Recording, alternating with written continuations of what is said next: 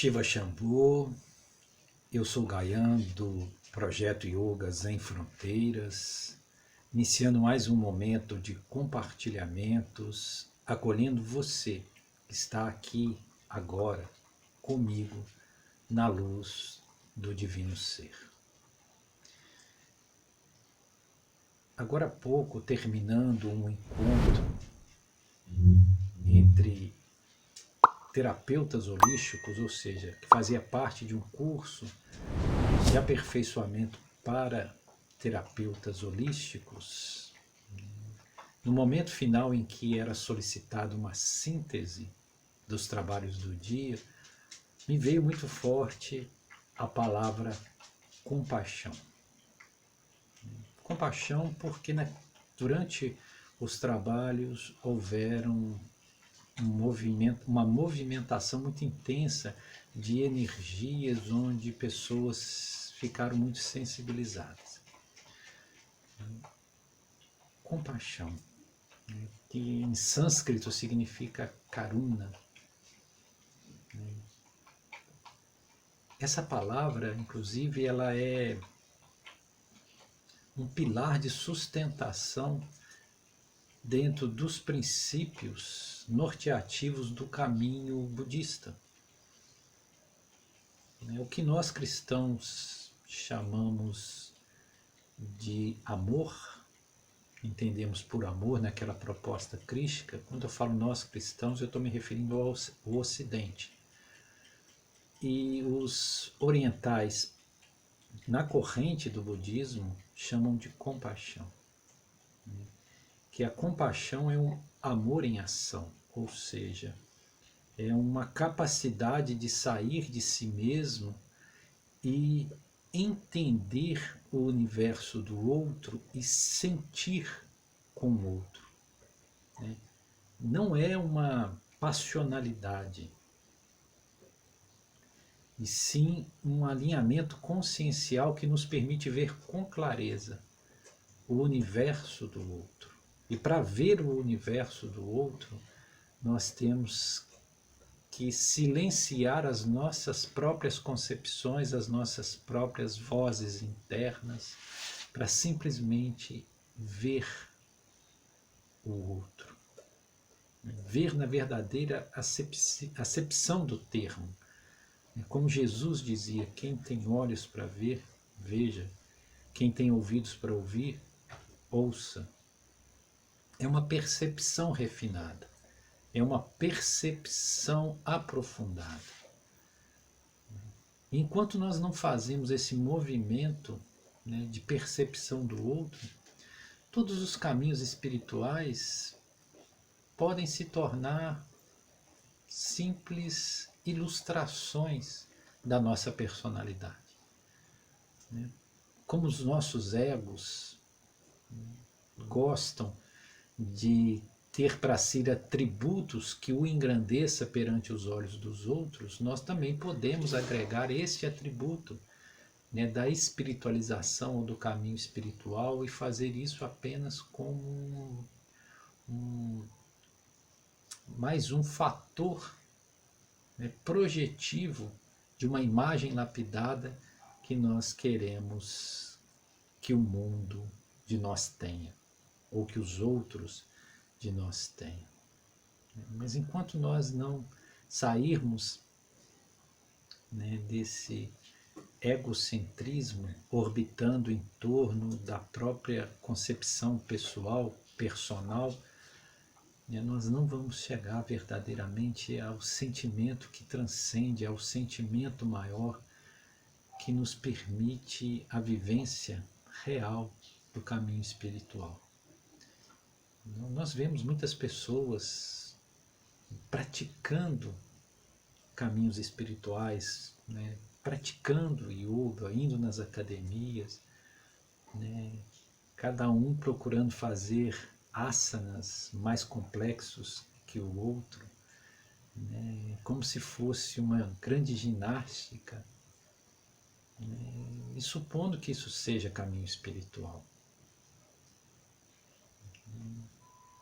Enquanto isso for apenas algo que nós fazemos por nós mesmos, para nós mesmos, né? Até mesmo no intuito de demonstrar um certo estilo de vida, né? Ou por interesses pessoais de manutenção de uma estética, isso não é verdadeiramente caminho espiritual. Então, quando nós nos conectamos com a palavra compaixão, nós pensávamos em todos aqueles que estavam naquele momento, né, participando de uma grande reunião que teve um âmbito nacional, e de todas as dores, todos os desafios, todos os percalços que essas almas, às vezes pequenas, atravessavam. Pequenas não é no sentido diminuto, porque todos nós somos almas pequenas. Porque a nossa condição nesse planeta, nesse momento existencial que nós vivemos, é um momento que não nos permite grandes percepções. Então, pequenos somos todos nós.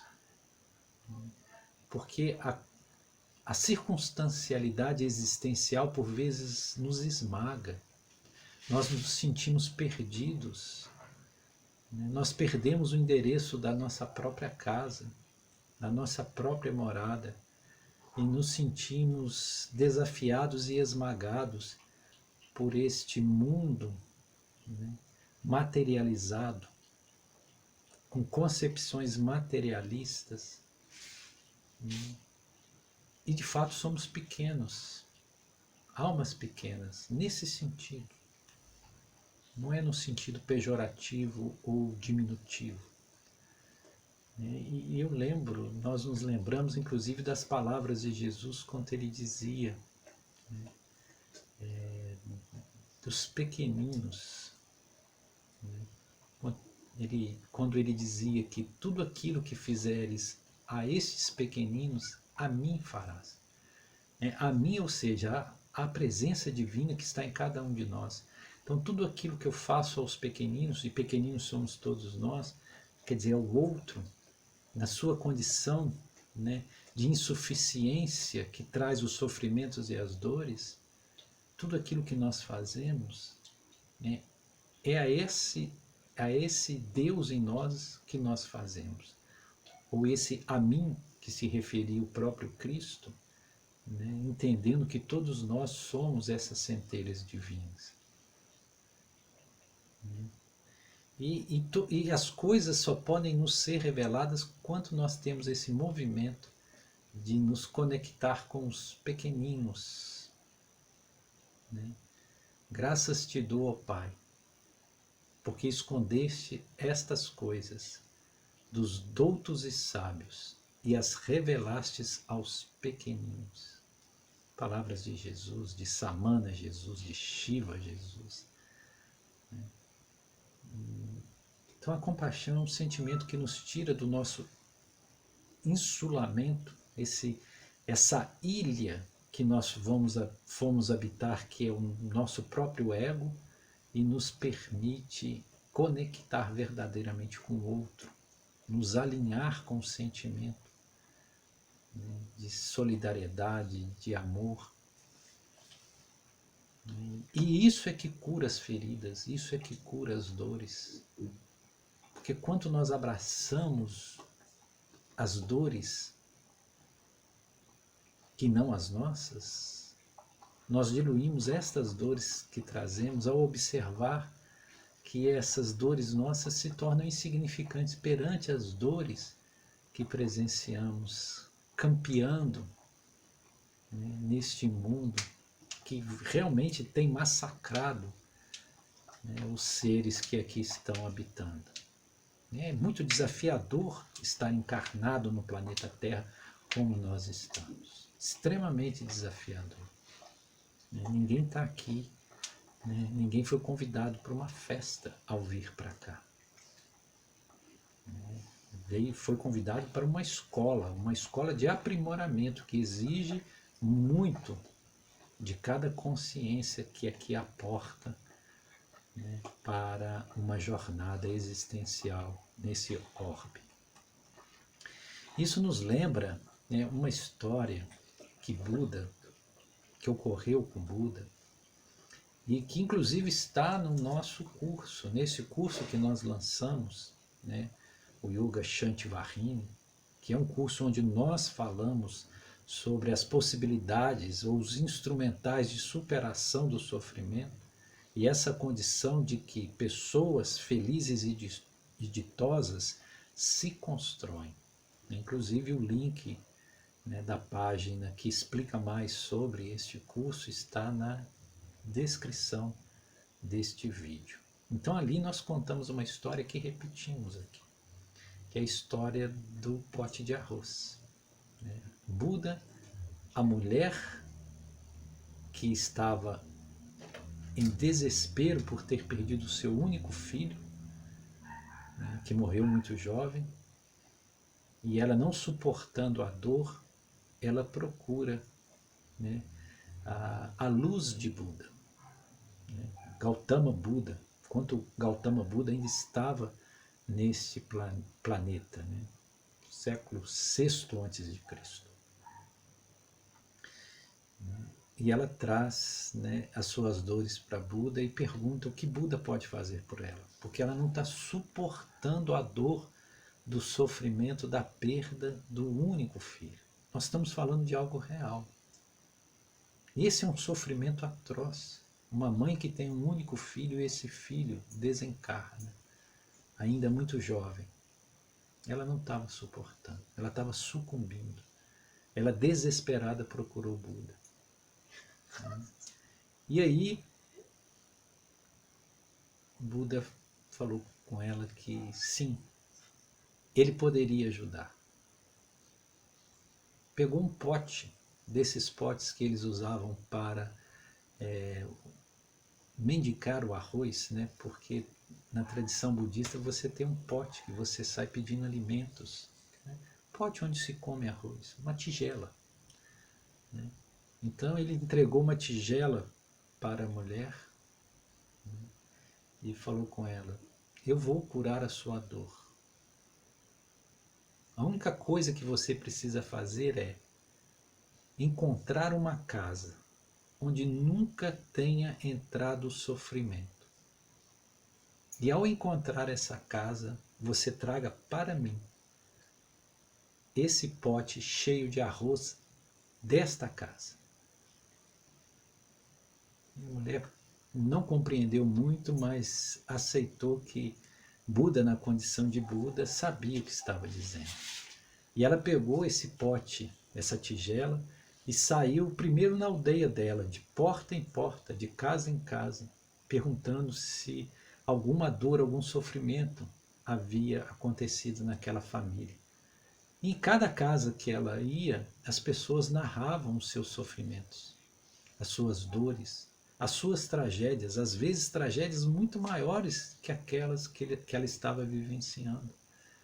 Né? E cada porta que ela batia e perguntava, as pessoas abriam seus corações e ela via o sofrimento que havia em cada casa, em cada história, né, de cada família, de cada pessoa. E, obviamente ela não achou nenhuma casa na aldeia dela onde não houvesse, o sofrimento nunca tivesse entrado. E assim ela partiu para outras aldeias circunvizinhas, e igualmente foi de casa em casa perguntando, procurando por alguma casa onde não houvera entrado o sofrimento. Mas em toda a casa se repetia a mesma história.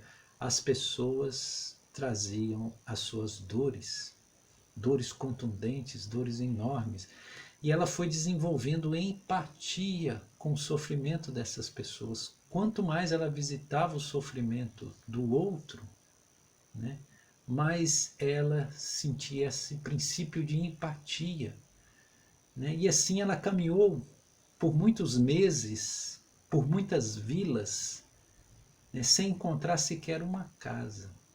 Mas à medida que ela caminhava e batia nas portas das casas, e as pessoas compartilhavam das suas dores, e ela desenvolvia um sentimento de empatia por essas pessoas, ela sentia que a dor dela ia diminuindo, diminuindo, diminuindo. 3 meses depois ela retorna até Buda. Entrega a tigela vazia, porque ela não encontrou nenhuma casa. Se prostra, testa ao chão e agradece ao Buda, porque Buda tinha curado a sua dor, o seu sofrimento. Porque ao visitar o universo do sofrimento dos demais e desenvolver compaixão pela dor do outro, ela conseguiu, né, neutralizar aquele sentimento desesperador que ela sentia. Não que ela não sofresse mais. Ela sempre sofreria pela perda do filho, mas ela conseguiu transformar esse sentimento, né, numa força extraordinária que é a compaixão. E usou essa força para acolher e trabalhar pelo bem do próximo. E isso foi o remédio que a curou.